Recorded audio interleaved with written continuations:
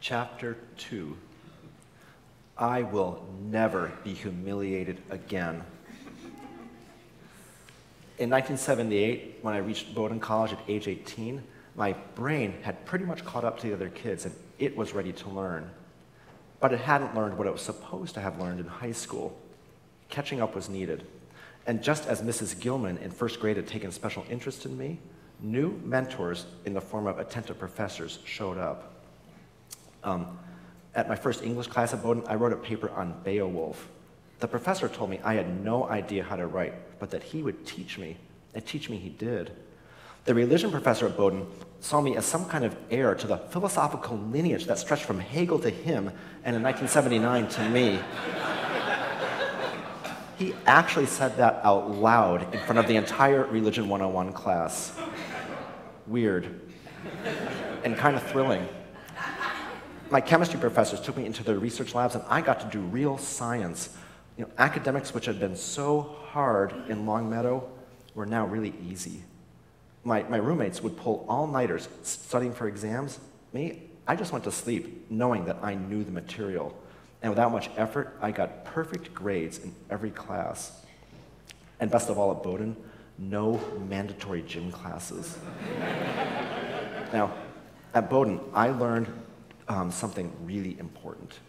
And it wasn't how to write a paper on Beowulf. I learned the secret of how to never be humiliated again. Do you want to know it? Yeah. Mm-hmm. It can be summed up in one word: success. I was Scarlett O'Hara at Tara, kneeling down in the dirt, looking up at heaven, shouting, "As God is my witness, I will never be hungry again."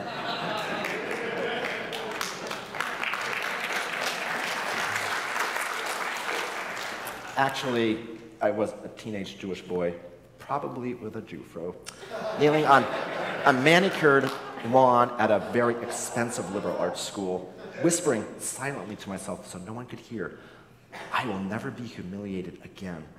I will be successful." And I was.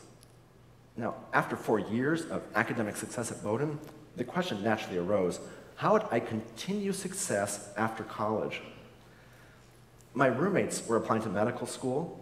I knew that doctors were successful people, so I applied to medical school too, and got accepted to Stanford. Now at Stanford, I was again blessed with new mentors, but there, the mentors were not the professors, they were the other students. My new friends at Stanford showed me a new way to be successful. The success that they showed me was recreational success. They were masters of it. Some of you guys are here tonight. They ran, they biked, you guys, they skied, they climbed mountains. Some are even thriving vegetarians. Now, at Bowdoin, we talked about what we were studying. At Stanford, we talked about where we windsurfed and skied. So I became as successful an outdoor recreationalist as I had been a student. And oh yeah, I learned medicine too. Now, I was also achieving socially. I lived in a cooperative household with a bunch of other people, and I was never wanting for friends or company, but I was lagging behind in a critical area: dating and romance.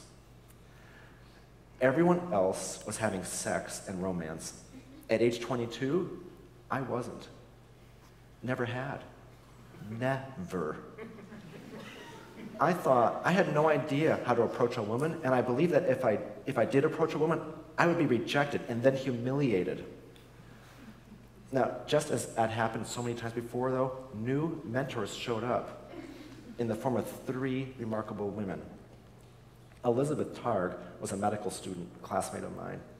Now, when I was with Elizabeth, my heart would beat fast, my chest felt warm, I felt good being with her. We would go to the Stanford Coffee House and talk for hours.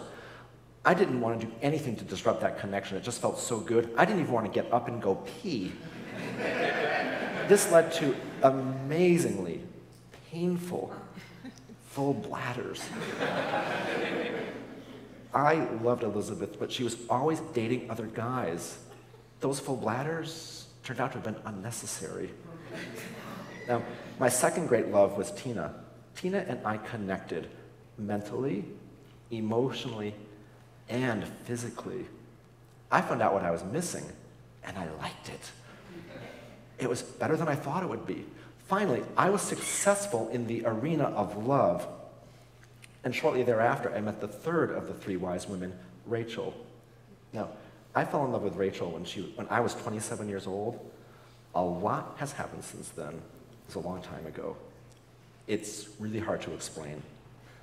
But maybe, if this show is a smash hit, I can parlay it into an HBO miniseries in which my entire love life will be explained, made crystal clear to everyone, including me, but only after 10 lucrative and successful seasons.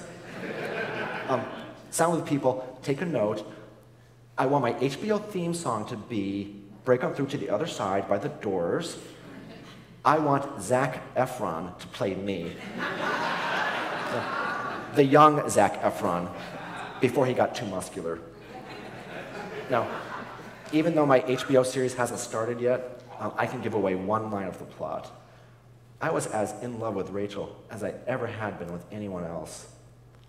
And shortly, we got married when I was 30 years old, and then we moved to Seattle. I was being successful, financially, recreationally, and romantically, and it kept on getting better and better.